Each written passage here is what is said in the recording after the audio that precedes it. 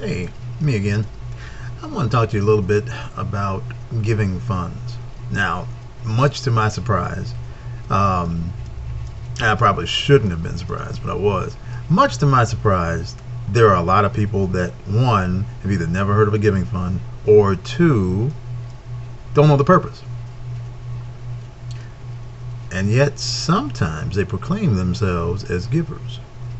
So, not trying to talk bad about anybody. I just want to kind of cover what a giving fund is and how it works. First of all, we want to keep this simple. A giving fund simply is a tool or mechanism that you use to collect the money that you're planning on using for your giving. Now, this can be a shoebox. It can be a jar. Remember the jar you used to put your pennies in and stuff? It can be a piggy bank. It can be a dresser drawer, or you can go even as far as to create a bank account for it. Now, I happen to have a bank account for my giving. That's where I've evolved into.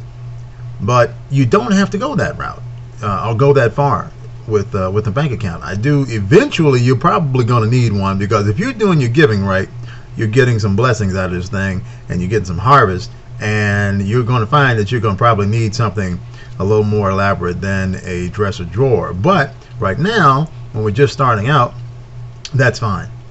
You know, shoebox or whatever. The bottom line is you need somewhere to keep it. Now, another thing you need to keep is your receipts on the giving that you do. Two reasons. One, it may have some tax benefit to it. You'll need to talk to your tax advisor about that, and it depends upon how you give, where you give, what organizations or whatnot you give to. The other thing is you need to be able to see your seed. That is probably more important than anything. The reason is because you want to be able to see what you're doing, and most importantly, you want to be able to pray over it, and what's called watering your seed with prayer. Now, farmers, and farming is a great example. Farmers plant their seed. But what if it didn't rain? Or what if they never watered that seed? They're not going to get the harvest that they're expecting.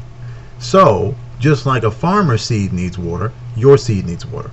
And so the best way to water your seed is through prayer, and to pray over your seed, ask God to continually bless your seed, and it also reminds you of what you've accomplished so far, and it encourages you to keep going. That's one of the benefits of having a designated location to keep your seed money, or your giving money, your giving fund, and also the receipts from your giving. That's the beauty of it. Now, why do all of this? Well, it's simple. It's part of your purpose for being here. See, God gave us an example of giving. John 3:16 clearly tells you, for God so loved the world that he gave. It didn't say, so God so loved the world that he saved. He gave. He gave his only son so that he could get sons, plural. That's more than one. And so because of that, he gave us that example. If we plant seed in the ground and continually to plant seed for us, then there is a harvest that should be anticipated and expected, and most of all, received. That's one of the toughest things for a giver sometimes is to receive. We covered that a little bit in an earlier post on the business of giving. By the way, if you haven't gone there yet, it's the businessofgiving.blogspot.com, and I encourage you to go there and read and learn. It's a great website, not just because I wrote it. Of course, that does help quite a bit, but because it's a good website. Back to the point, though. He was a good example. He's the great example, and really the only example you need to follow. And so you need to get in his word and find out what he says about giving, so that you can give properly and you can get the harvest that he says that you're supposed to get. That has something to do also, and he covers it in his word, about where you sow and how you sow. Because when you do that, you got to have some good ground to put it into. I mean, a farmer goes out to the desert, starts digging, he's probably not going to get the harvest that he wants. So that's not good ground if he's looking for some corn. Speaking of corn, let's use as an example. A farmer goes out and he takes, I don't know, a handful of, corn and plants it. Then covers it up, waters it, right, and walks away. Now his job for the planting is done. His job then changes and becomes the waterer and caretaker of that seed that he planted. So he goes out, he waters it, he lets all the elements do what they're supposed to do. By the way, in this case, that would be let God do what he's going to do. Don't try to do it for him. The farmer does not try to dictate the sun and tell him, what he wants and when he wants it. He has no control over that. And you have no control over God's actions with your seed. You do, however, have control over what you do with your seed. And if you do what he tells you to do, you're going to get what he says you're supposed to get. If the farmer plants it and does what he's supposed to do, he's going to get what he's supposed to get. So, plants the seeds. Let's say he plants 8 seeds. Now, here's scenario number 1. He plants 8 kernels of corn into the ground. Now, some people teach you get what you give. That's a yes and a no. Let me explain. Yes, you do get what you give. No, you don't get back the same amount that you gave. And I think that a lot of people leave that part off. So how crazy would it sound if a farmer planted a seed, I don't know what you call them, I guess a stalk or whatever, one of them things that comes up with the ears of corn on it. But let's say it comes up, right? And he goes out there and there's his corn. And on that long eared thing of corn there, he's got 1 ear of corn. Why? Because he planted 1 seed.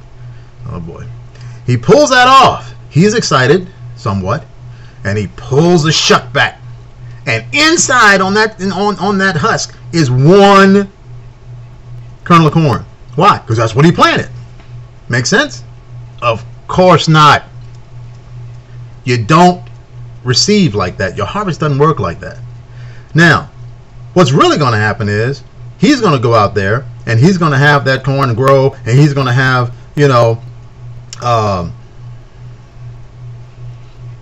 say, 7, 8, 9,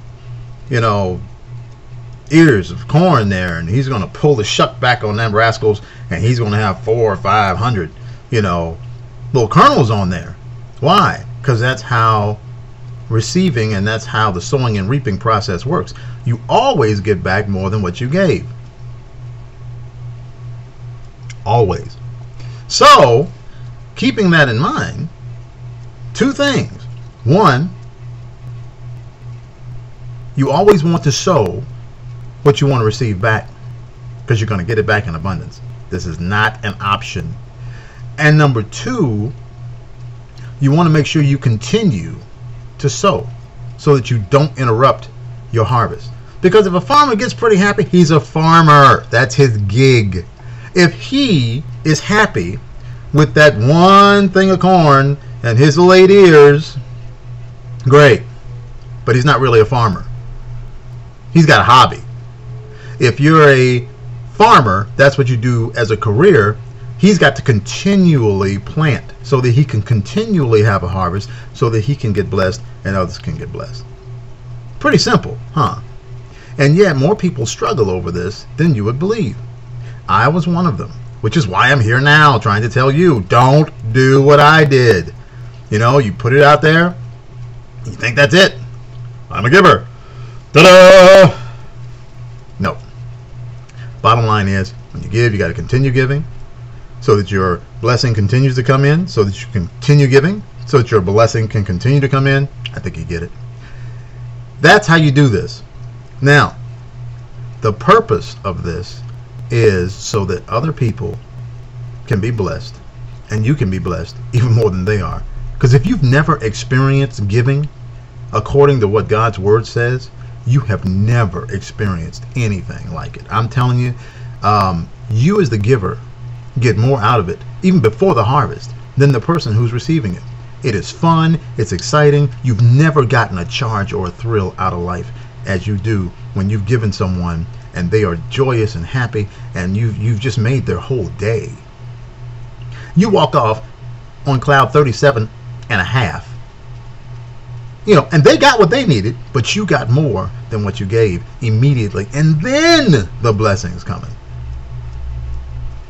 Kind of cool, huh? Anyway, I just wanted to share that with you about giving and a giving fund and why you should do it and what the process is. Very simple. Keep it simple, son.